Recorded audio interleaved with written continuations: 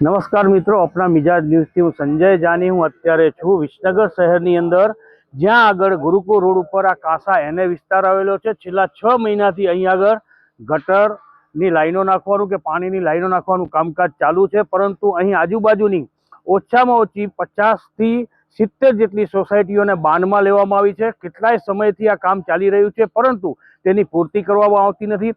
વિસનગર શહેર જાણે સમસ્યાનું નગર બની ગયું હોય એ રીતના દ્રશ્યો અહીં જોવા મળી રહ્યા છે।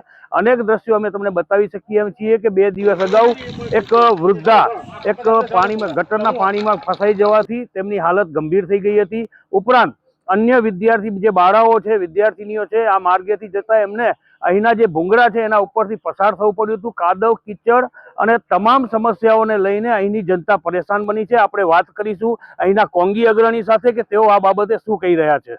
સમસ્યા શું નથી એ તો પહેલા એક યક્ષ પ્રશ્ન છે, કારણ કે હાલ આપણે જે વિસ્તારની અંદર ઊભા રહ્યા છીએ તો વર્ષોથી સમસ્યાઓના બાનમાં, સમસ્યાઓના ઘેરાઓની અંદર ઘેરિત હોય એવી પરિસ્થિતિ છે। વિસનગરની અંદર અનેકો સમસ્યાઓ છે। તાજેતરની અંદર આ જ વિસ્તારની અંદર જ્યારે પીવાના પાણીની સમસ્યા હતી ત્યારે અહીંના રહીશો નગરપાલિકાની અંદર ગયા અને જ્યારે એમને વિનમ્ર ભાવે રજૂઆત કરી કંઈ પાણીની સમસ્યા છે ત્યારે એમને હળધૂત કરવા જેવી પરિસ્થિતિ અથવા એવી મુદ્રા વ્યક્ત કરી અને અહીંના જે ચીફ ઓફિસર અને જે પ્રમુખશ્રી છે એમને એવું વર્તન કરેલું। વર્ષોથી આ સોસાયટીઓની અંદર વરસાદી પાણીની સમસ્યાઓ તો હતી જ હતી। તાજેતરની અંદર વિકાસના નામે આજે જે કંઈ થઈ રહ્યું છે એ પણ એક સમસ્યા જ છે, અને સમસ્યા એટલા માટે છે કે કામ જ્યારે હાથમાં લીધું ત્યારે મહિનાની અંદર, 1.5 મહિનાની અંદર જે કામ પૂર્ણ થઈ જાય એવી પરિસ્થિતિવાળું કામ આજે 6 મહિના, 8 મહિનાથી અવિરત ચાલુ હોય એવું કહેવું અયોગ્ય છે, કારણ કે જો અવિરત ચાલુ હોય તો આ કામ ક્યારનું પૂર્ણ થઈ ગયું હોય।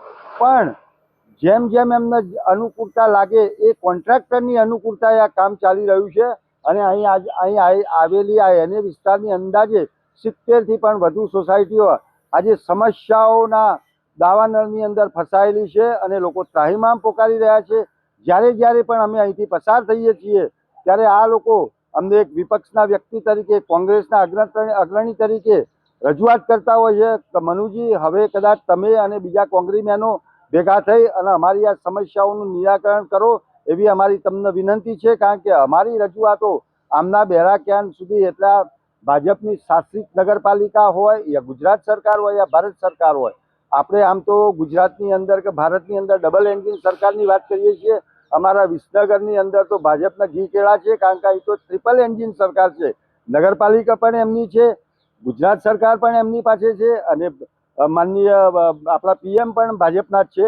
એટલે તમામ પ્રકારની સગવડો હોવા છતાં આ લોકો આ પ્રજાને અસુવિધા પેદા કરવાની એક હોડ લગાવી હોય અને પ્રજાને ખરેખર બાનમાં લેવાની આમને એક શરત મૂકી હોય અથવા એક કોશિશ કરી હોય એવી પરિસ્થિતિનું નિર્માણ કરવામાં આવેલું છે, અને પ્રજાની રાવ છે કે તાત્કાલિક ધોરણે અહીંના વેપારી વિસનગરની આજે એ સમસ્યા અને જે સમસ્યાઓ છે એના વિશે કહીએ તો આજે કોણ હેરાન નથી એ એક પ્રશ્ન છે। સમગ્ર વિસનગરની અંદર આજે એક નાનામાં નાના કર્મચારીથી લઈને એક મજૂર, એક ઉદ્યોગપતિથી લઈ અને કર્મચારી તમામ લોકો ત્રાહિમામ થઈ ગયા છે, અને હવે તો લોકો એવી બૂમો પાડી રહ્યા છે કે નથી જોઈતો અમારે આ વિકાસ, અમારું જૂનું જે શૈક્ષણિક નગરીની છાપવાળું વિસનગર હતું એ અમને પરત આપો, અમારે આ સમસ્યાઓનું વિસનગર નથી જોતું।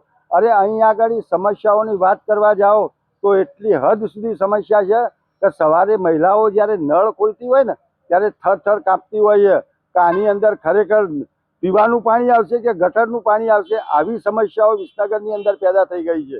એટલે તાત્કાલિક ધોરણે વિસનગરની અંદર જે વિકાસના નામે પ્રજાને બાનમાં લેવામાં આવી છે એનું નિરાકરણ કરી અને વિસનગરને એક સુદૃઢ, સમૃદ્ધ અને પહેલા હતું એવું શહેર બનાવવા અમારી નમ્ર વિનંતી અને માગણી છે।